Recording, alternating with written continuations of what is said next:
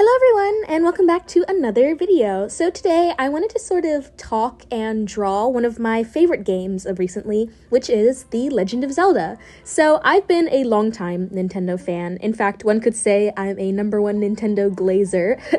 I love the series, I love the games they make, they're absolutely fantastic. And I've talked extensively about at least 2 Nintendo games on my channel, one of which being Kirby, which is my ultimate favorite game series of all time, and the other being Splatoon, which I also very much enjoy.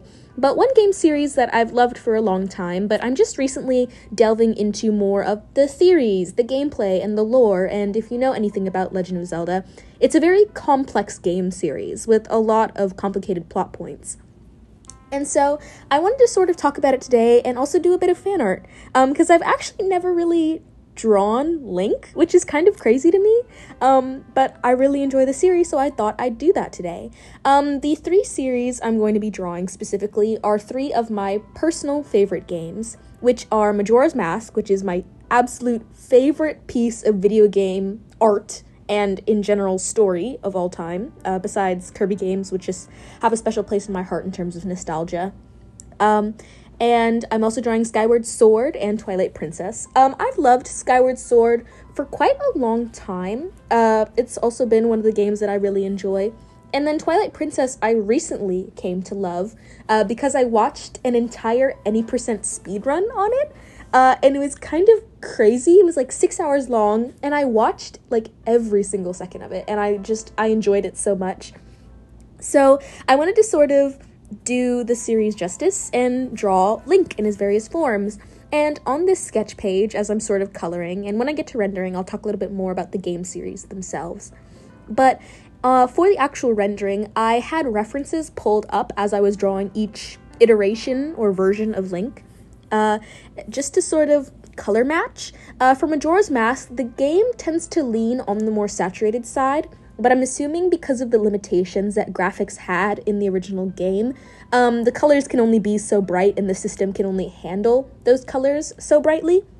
So for Majora's Mask, I tried to lean in sort of that nostalgic, like, it's bright colors, but they're a little desaturated because of the limitations of the system.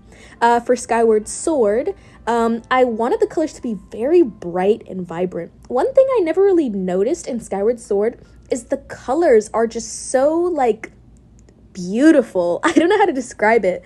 Like, the way that Skyward Sword is colored makes it feel so alive. And I think that's really unique for a game like Skyward Sword, because usually when the coloring of Legend of Zelda games are very bright, it tends to lean towards the Toon Link or the more simplified art style. But seeing Skyward Sword as this very vibrant game was honestly just so amazing, and I loved it. And then for Twilight Princess, because the game is kind of dark and grungy and it deals with a lot of things of like the dream world, I think that's what it's called. If it's not called that, then I apologize. I tried to make Link a lot more desaturated and within the color aspect of the game.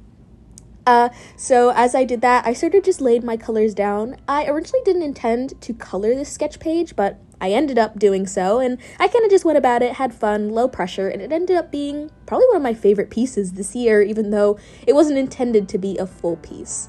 But sort of just to let the coloring play in the background, I want to talk about the significance of these games, in my personal opinion. I've always loved the Legend of Zelda series, as I've said, and I've loved it for quite some time. I tend to be a more casual enjoyer. I definitely love learning about the lore, but more on the surface level. But recently I've been getting into a lot of Zelda theories and game rants, and I've really been enjoying the process of learning about how these games not only connect to each other, but within their own storylines. For example, my first impression of Skyward Sword was not what it ended up being, and from a lot of Zelda theories and Zelda timelines, Skyward Sword is technically, like, the first game, even though, like, in chronological order, it is definitely not the first game.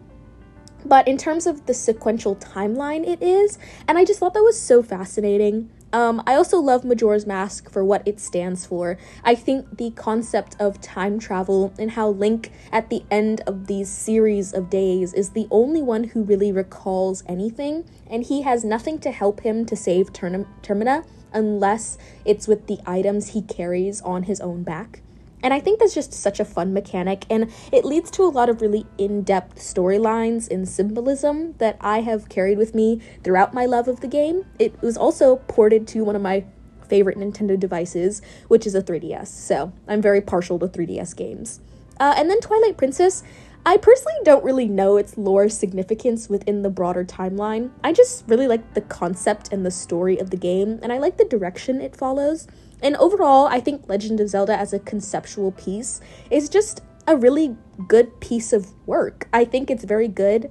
I'm excited to see the next few Legend of Zelda games, and I'd love to do a whole other video talking about them. I do have one other sketch page that's Legend of Zelda themed, and if you guys would like to see that, I'd be happy to show it. But that's all for today's video. I'm so happy you watched, and I will see you in the next one. Bye-bye!